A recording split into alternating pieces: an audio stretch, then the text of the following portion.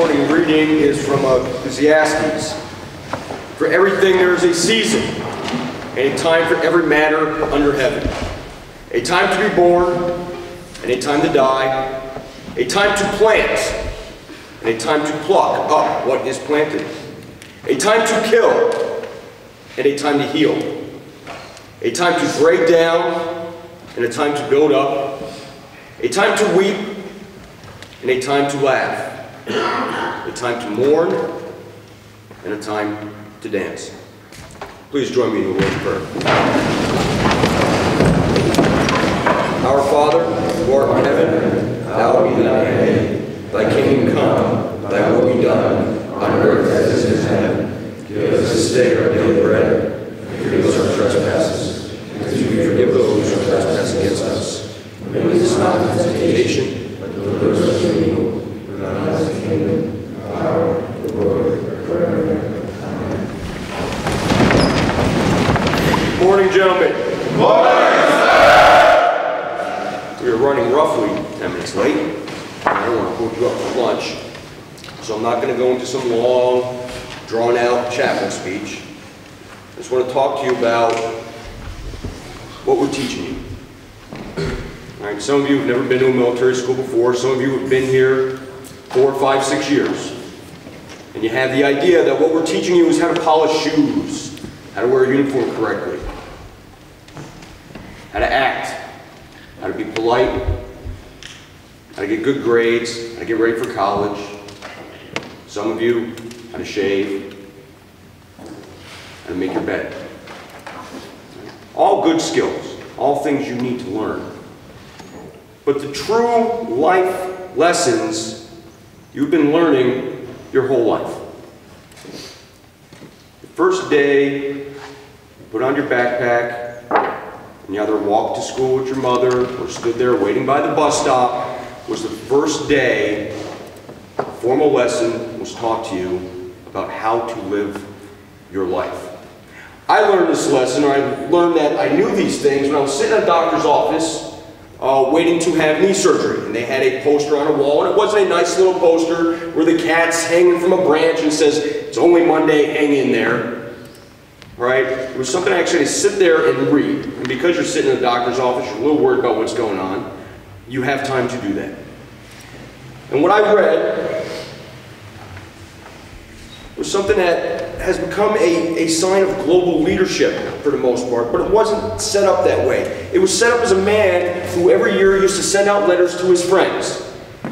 And he did it in such a way that it was more than what we do on Facebook. It was more than, "Hey, what's up? What are you doing?" It was a letter to let them know everything was okay, that there's still faith in humanity, that they can drive on, and to see that everything was going well. And what he wrote was, "All I really need to know about how to live and what to do and how to be learned, I learned in kindergarten. Wisdom was not at the top of the graduate school mountain, but there in the sand pile at school. These are the things I've learned. Share everything. Play fair. Don't hit people. Put things back where you found them. Clean up your own mess. Don't take things that aren't yours. Say you're sorry when you hurt somebody. Wash your hands before you eat. And flush. Warm cookies and cold milk are good for you. Live a balanced life. Learn some and think some. And draw and paint and sing and dance and play and work every day some. Take a nap every afternoon. When you go out in the world, watch out for traffic. Hold hands and stick together. Be aware of wonder. Remember that little seed in the styrofoam cup. The roots go down and the plant goes up and nobody really knows how or why, but we are all like that. Goldfish and hamsters and white mice and even the little seed in the styrofoam cup, they all die, so do we. And then remember the Dick and Jane books, and the first word you learned, the biggest word of them all, look. Everything you need to know is in there somewhere. The golden rule, and love and basic sanitation, ecology and politics and equality and sane living. Take any one of those items and extrapolate it into sophisticated adult terms and apply it to your family life or your work or your government or your world, and it holds true, clear, and firm. Think what a better world would be if we all, the whole world, had cookies and milk at about 3 o'clock in the afternoon and then lay down with our blankets for a nap. Or if all governments had a basic policy to always put things back where they found them and to clean up their own mess. And it still holds true. No matter how old you are, when you go out in the world, it is best to hold hands and stick together. Think about it. Play fair, don't hit, share, stick together. Things you learned when you were in kindergarten. When I drive down into Carlisle in the morning, I see a preschool and they have this big, long, multicolored rope with a bunch of handholds on each side. All right? And they walk together down the street. They get to the street corner, and traffic gets down there, it's pretty busy, and they stand there and they wait together. And then as one group, they take on the task of crossing the street. They don't worry about cars, they don't worry about people beeping their horns or what's going on, because they're there with each other. They're all holding that same rope, and they're all there secure and doing things together. I don't see them yelling at each other. I don't see them hitting each other. It's funny because you can take that same group of kids, these preschoolers, these kindergartners, and the first lessons they learn, and I say to them, hey, how many of you can draw? And every single one of them raise their hand and say, I can draw, I can do it, it's great, and they can draw whatever they want.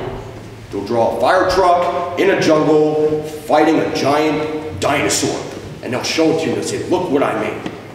And then I say, can you sing? And they all raise their hand and they're like, yes, I can sing. I can sing right now. And they'll just rattle off any song and tell you that's the favorite song in the whole world. And you tell them, hey, can you read? And they, yes, I can read. Can you do math? Oh, we're learning that today. And they're so excited. Can you play an instrument? Yes, I can play an instrument. And they just start banging on the desks or whatever.